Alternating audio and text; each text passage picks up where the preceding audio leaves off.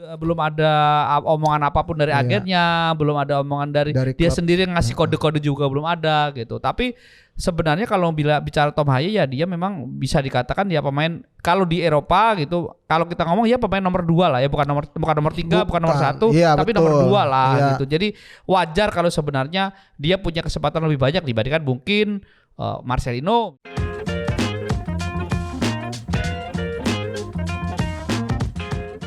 Welcome back to Discord, diskusi olahraga bareng Rais dan kembali bersama S2 Ernesto. Yo.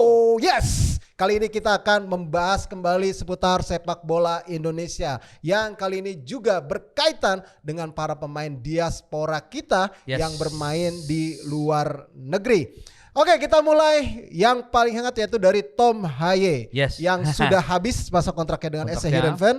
Sekarang masih menjadi teka-teki untuk dia akan berlabuh kemana. Sempat ada yang bilang ke Ligue 1 Prancis, sama Nice sama OGC Nice, kemudian ke Italia lah sama Como, terus kembali ke klubnya yang lama. Karena dia foto di depan.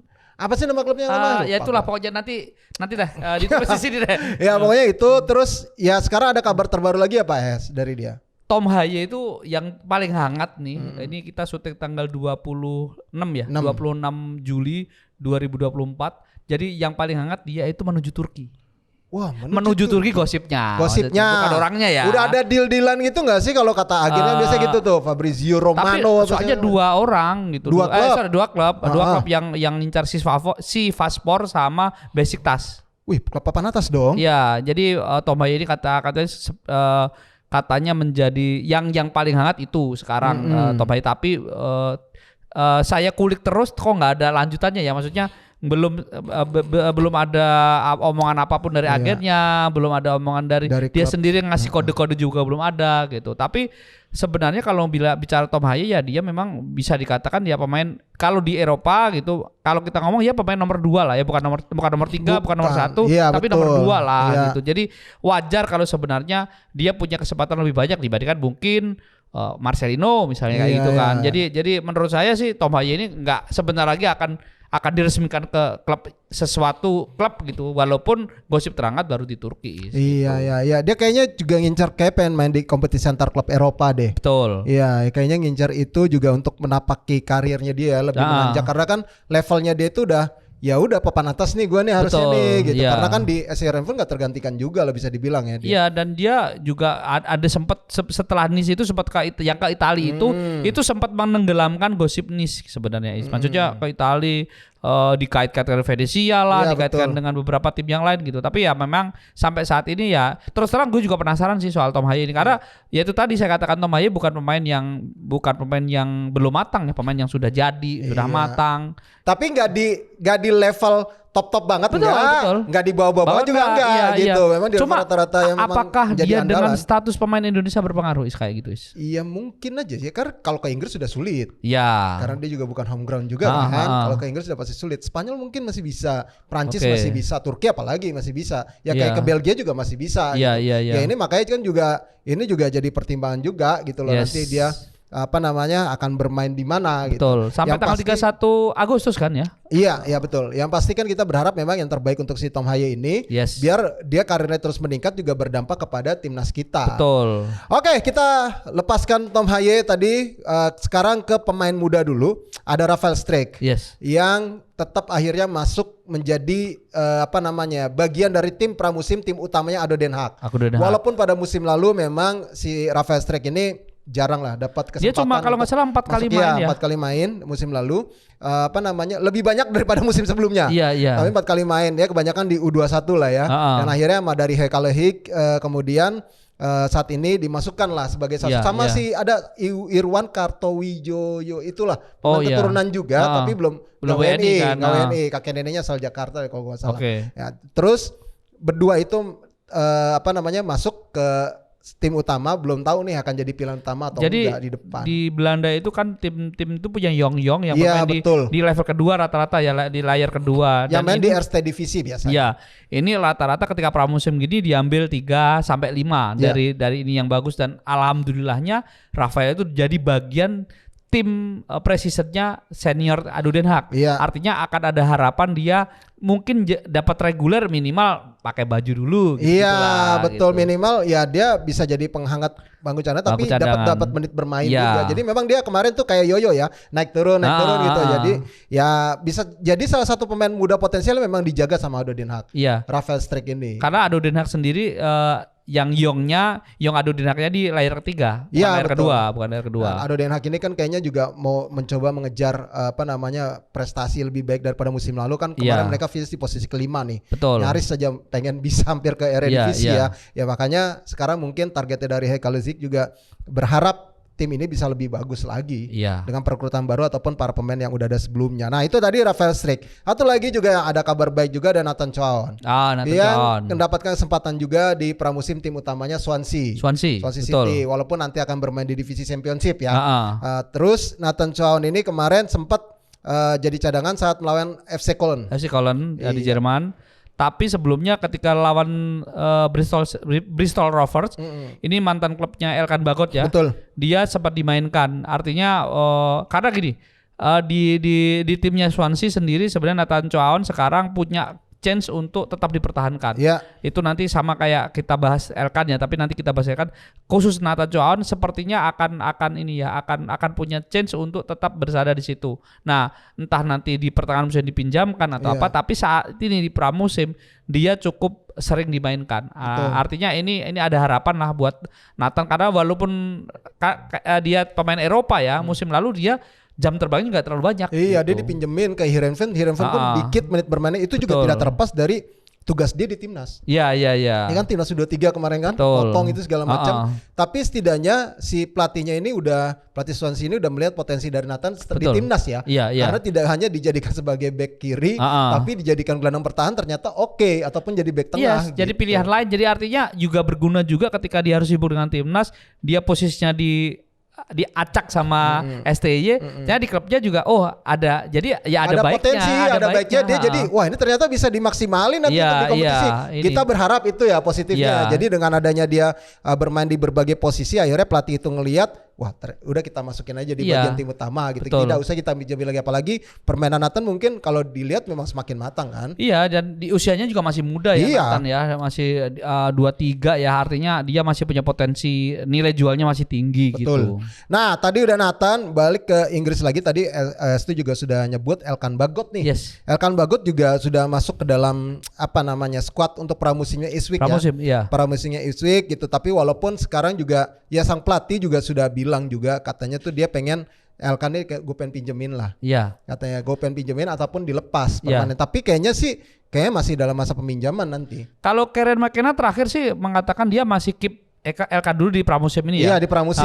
Kieran McKenna ini juga menarik sebenarnya. Kieran McKenna sendiri sebenarnya musim ini akan ditarik MU untuk jadi asistennya si Erik ten Hag gitu, tapi dia nggak mau. Katanya sebelumnya juga pernah menjadi MU, dan Kieran McKenna ini salah satu pelatih muda, pelatih yang sedang bisa dikatakan naik daun ya di Inggris gitu. Dan si Elkan itu sebenarnya mau coba di-create dulu di pramusim ini. Nanti keputusan dipinjamkan setelah pramusim pasti akan dilihat ketika pramusim rapornya seperti apa. Iya, berarti kan sebenarnya Elkan ini ada di tangan yang tepat untuk memoles pemain muda kan? Iya. Ya ini kan hal yang bagus ya buat Elkan gitu. Dan badannya kan tambah keren. Iya, ada video-video dia perubahan bodinya dia ya, semakin kekar ya. Dia temenan sama Deddy Corbuzier. Wah. Bisa jadi sih. Iya, kita berharap sih memang Elkan terus menanjak, mendapatkan tempat di Ipswich paling enggak. Dia tidak dipinjamkan tapi tetap ada di level Premier League. Ini hal yang positif pastinya ya. Dan ini sejarah. Iya, ya enggak juga sih. Karena kemarin Justin Hubner baru sejarah. Iya. Walaupun tetap cuma sekedar nama ya, tapi dia masuk pertama kan, Justin Hubner gitu. Jadi kita berharap ya Elkan selain dia masuk ke tim utama tapi dapat menit bermain. Betul. Itu sih yang penting, dapat menit bermain di bawah pelatih Kieran McKenna nanti di Premier League Inggris. Itu dari Elkan. Terus Justin Hubner-nya nih masih juga teka-teki juga ya. Yang pasti memang bakal dipinjemin lagi atau entah di Inggris atau di klub lain ya. Tapi kayaknya tetap akan dipinjemin lagi deh tuh Justin. Kemungkinan berkelana dulu ya. Justin akan tetap berada di Eropa kemungkinan. Entah itu kemana tapi akan ada di Eropa. Yang pasti Wolverhampton Wanderers belum akan belum akan melepas dia. Iya.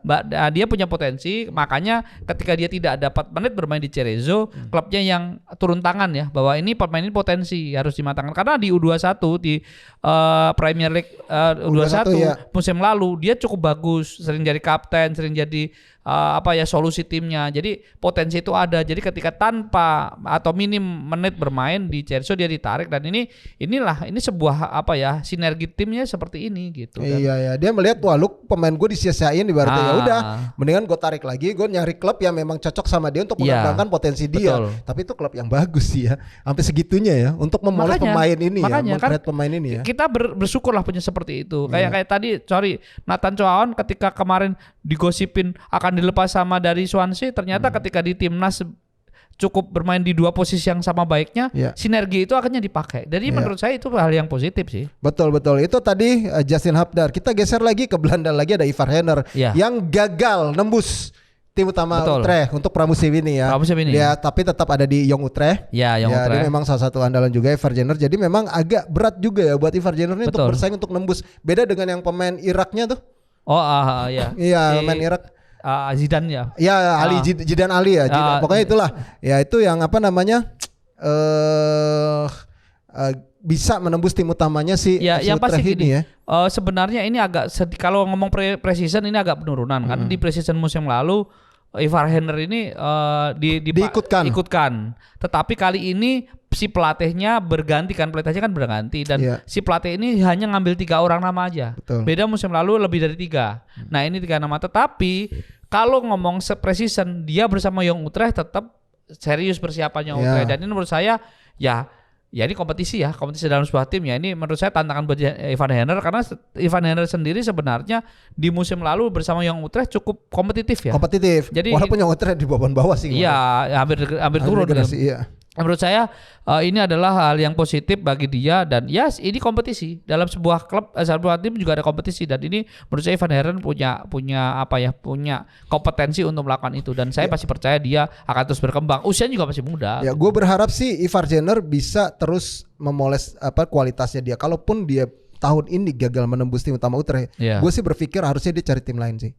Gue sih berpikir ya, bisa jadi untuk dia bisa mendapatkan menit bermain. Jangan bertahan di Utrecht. Waktu itu kan sempat ada yang kayak gitu, kayak siapa ya kemarin, J.I. Jazz. Sempat pengalaman kayak gue gak ini nih di sini nih. Gue akhirnya milih klub mana. Akhirnya dia berkembang gitu. Nah, ada yang kayak begitu ya, tapi kadang gak ada juga yang gagal. Mungkin bisa diomongin ke Agiresi. Mainnya di mana-mana. Jangan ntar malah ke Indonesia. Udah ada kabarnya tuh Ragnar tuh terutama tuh. Gimana nasib Ragnar Oratmangun ini? Oh iya ya. Kita balik ke seniornya lagi nih. Ragnar Oratmangun gimana nih? Yang gue belum dapat sama dengan Tom Haye itu Ragnar. Tapi Ragnar lebih gelap, Lebih gelap karena klubnya juga udah mau ngelepas dia, udah terang-terangan gitu. Tapi katanya mau ke Bali lah. Lah makanya gitu. Jadi Ragnar ini yang lebih kalau Tom Haye masih ada gosip-gosip terus ya. Kalau Ragnar itu nyaris nggak ada. Gak ada, gue kulik. Waduh, nggak ketemu nih Ragnar gitu loh. Fabrizio Romano juga nggak ini. Ya tapi kita berharap Ragnar segera dapat dan tetap main di Eropa. Kalau Van Verdonk kan tetap masih ikut kemarin pramusim ya. Walaupun dia sempat bilang kan, ya gue kayaknya pengen naik yang lebih level itu kayak Sandy Walsh berarti. Mau cabut tapi timnya mempertahankan dan dia tetap bertahan. Iya, tetap bertahan. Calvin Verdonk kan memang andalan dia. Dan dia ya udah ikut pramusimnya timnya gitu loh. Betul. Di Nijmegen. Ya itu ya kita lihat aja nanti, mudah-mudahan Ragnar Oratmangun sih bisa dapat tim yang terbaik lah, tetap di Eropa ya. Betul. Yang pasti gue berharap tetap di Eropa. Iyalah. Nah, terus ini nih yang paling fenomenal, J.I. Jazz. Jadi rebutan klub-klub Itali. Betul. Venezia tetap mempertahankan dia masuk di pramusim, jadi pilihan utama lah ya, dipertahankan sama Eusebio Di Francesco. Kemudian pengen ditarik sama mantan pelatihan di Venezia kemarin, yang latih Torino kan. Terus dikabarin lagi dia tuh kemana kemarin? Bahkan digosipin ke Inter kan? Iya, Inter kan udah lama itu. Itu gosip ini doang sih menurut gua. Kalau ke Inter enggak lah. Enggak apa-apa lah biar rame. Tapi ya gua ngelihat di sini J.I. Jazz itu memang salah satu back yang memang potensial sih. Makanya dilirik sama, selain harganya mungkin masih masuk akal ya untuk ukuran Eropa ya, masih bisa wah ini kalau gue kembangin bakal lebih up benar, lagi benar. harganya nih kalau dia dari tim gede. Iya. Karena memang performanya oke banget, memang kelasnya beda ini. Apalagi dia bisa menarik iklan pomade. Iya benar. Tapi emang beda ini kelas mainnya emang JIJS tuh. Kita berharap JIJS ya tetap main di Serie A. Kayaknya udah pasti dia bakal main di Serie A. Iya. Dia bertahan pun di Venezia, dia akan main di Serie A. Kita tunggu JIJS dalam permainan Venezia mengalahkan Juventus. Martin Paes gagal ke Empoli. Iya yang nggak jadi ya. Tapi kalau ngomongin Martin Paes ini kan masih tarik ulur ya. Status WN-nya juga masih tarik ulur. Terus katanya yang cas segala macam masih belum jelas gitu. Tapi secara person dia Martin Paes kan MLS All Star dia ikut. Artinya di MLS sendiri dia pemain level atas gitu. Level atas masih inilah punya pamor lah ya di situ ya. Walaupun itu juga ada pengaruh netizen Indonesia juga sih waktu itu kan voting soalnya kan. Iya betul. Waktu MLS All Star itu ya kita berharap memang Martin Paes tetap dalam performanya dia hingga nanti bisa memperkuat timnas diputuskan ya bisa memberikan dampak yang positif. Karena di putaran ketiga berat loh. Berat. Sandy Walsh ini bakal memulai musimnya pekan ini ya? Iya, akhir pekan ini. Akhir pekan ini, iya bersama dengan Kevin Michelen dia tetap bertahan. Ntar malam dong ya? Iya, ntar malam. Kita syuting ntar malam udah. Dan Sandy Walsh ini sebenarnya di kita ya di Discord juga ngomong mau cabut. Iya. Akhir musim ini ternyata dia masih betah dengan Kevin Michelen dan di Jupiler Pro League atau Liga Belgia layar satunya dia akan memulai perjuangan dengan agak berat. Kenapa lawannya tuh? klub Brugge. Oh, klub ini wakil Liga Championnya dari Belgia. Betul. Dan ini menarik. Kita tunggu apakah langsung dimainkan karena Sandy Walsh ternyata juga sama dengan Nathan Choaon. Posisinya juga di timnas dimain di back tengah, di sana juga main di back tengah juga ya. Gitu. Jadi timnas Indonesia itu juga berguna bagi pemain-pemain itu. Iya, gitu. benar. Itu spesifik STY berguna. Sen Patinama nih, tetap ya di Yupen ya? Enggak.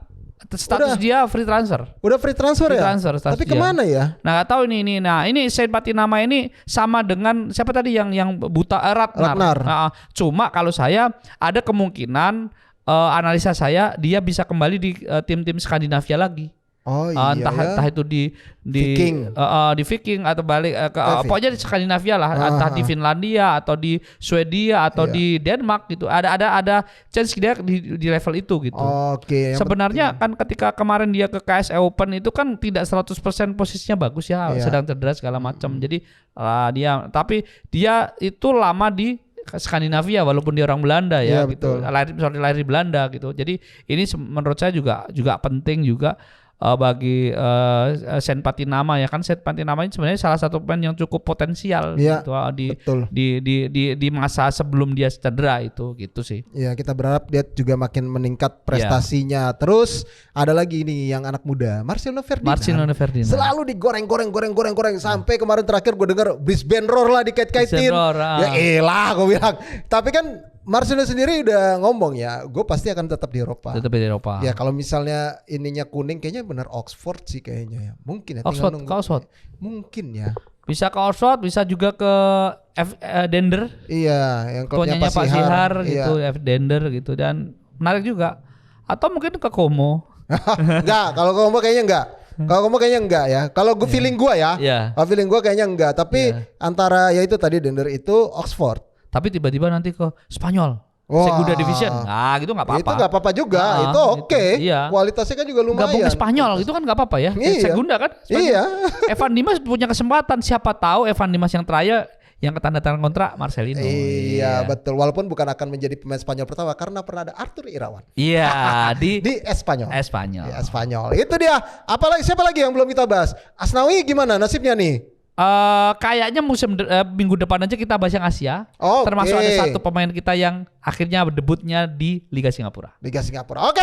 Itu dia tadi berarti udah selesai pembahasan kita untuk para pemain diaspora yang berlaga di Eropa. Di Eropa. Jadi mudah-mudahan kita doakan yang belum dapat klub. Yang udah ada klubnya makin berprestasi dengan klubnya. Yang punya potensi bisa ke sana juga. Bisa ke sana juga. Oke. Dengan demikian gua Rasetan. Ernesto. Jangan lupa juga untuk follow sosial media Sport Indonesia.